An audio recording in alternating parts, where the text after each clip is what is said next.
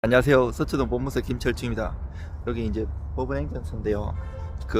우리가 이제 대법원에 상고 이유서 낼 때, 법원의 그 서초역 쪽에 있는 시커먼 건물 거기다 내면 안 되고, 그 16층짜리 건물에 내면 안 되고, 이 법원 행정처 안에 들어가고 1층에 안쪽 우측에 종합민원실에 내야 돼요.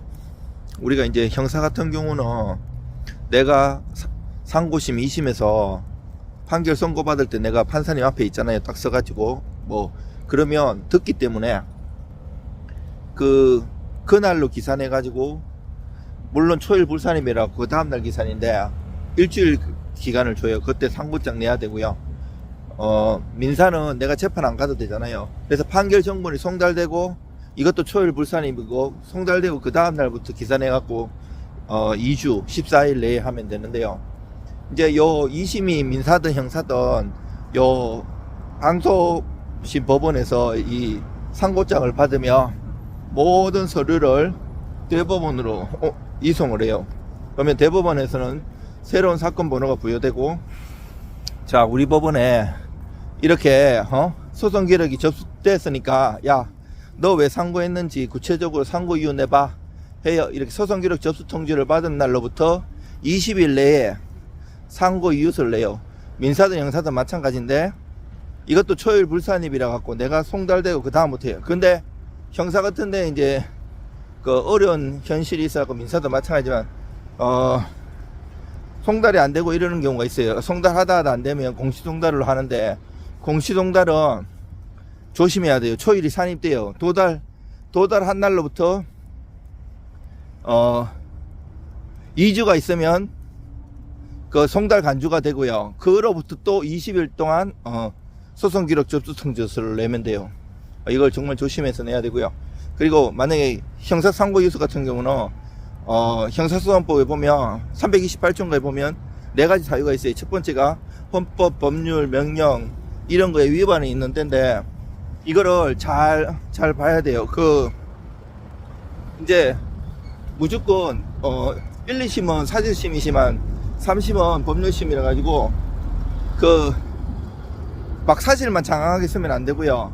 이런 규정에 상고 이유가 되는 거를 정확하게 법리를 분석해 가지고 법리가 위반이 있는 거, 만약에 판례 변경이라든지 아니면 법 조문이 잘못됐다든지 한스 켈젠의 법 단계설 보면 거른투 노름, 즉 근본구범, 그리고 헌법, 법률, 명령, 규칙 이렇게 내려가는데 여기에 규정에 위반되어 있는 경우가 있을 때도 있고, 그리고 10년 이하의 징역해도 양형 사유도 되는데 그 이하는 원칙은 양형이 안 되는데 양형이 되는 경우도 있어요. 그 대법원 판례가 나와요.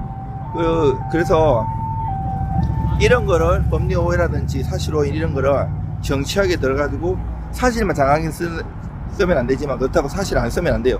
이 법리하고 사실하고 잘 조합을 해가지고 이런 법리 오해가 있고, 그리고 헌법 37조 같은 경우는 비례 원칙이 있어요. 그리고 행정기본법 10조에도 새로운 규정이 되어 있고 비례 원칙이 있는데, 이건 물론 행정소송 관련이지만 형사사건에도 체계적으로 조문 같은 거 제대로 잘 쓰면 되고요. 양형사유 판단 같은 경우 원래 이제 사기죄 같은 경우에는 처벌받으면 구속돼서 실행을 받든 집행유예를 나오든 3심에서 잘 안 뒤비시는데, 만약에 다 갚아가지고 처벌 불원 의사를 피해자가 내면 재량권 일탈 남용으로 해가지고 구속된 사람은 집행유예 나오는 경우도 있고 여러 가지가 상황이 있거든요. 하면 법리나 이 여러 가지 상황 따라 정치하게 들어가가지고 이것을 써줘야 돼요. 잘 써야지. 거기 재판연구관님인데 되게 똑똑한 사람들이죠. 대법원에 할 정도면 재판연구관님 보시고 어느 정도 물론 민사는 심리 불속행이 많지만 형사는 심리 불속행은 없지만 제대로 잘 써야지 대법관님 보시거든요. 대법관이 이렇게 보시고, 이제 원래 원본 하나는 기록에 편찬하는 거고 나머지 부심이나 재판장 이런 분들이 보시는 거거든요. 검사한테도 보내주고 그래가지고 그것을 제대로 잘 버무려 가지고 내야 돼요. 물론 민사든 형사든 대법원에 바뀌는 경우는 거의 없지만 정치하게 해가지고 변화되는 것도 있어요. 예를 들어서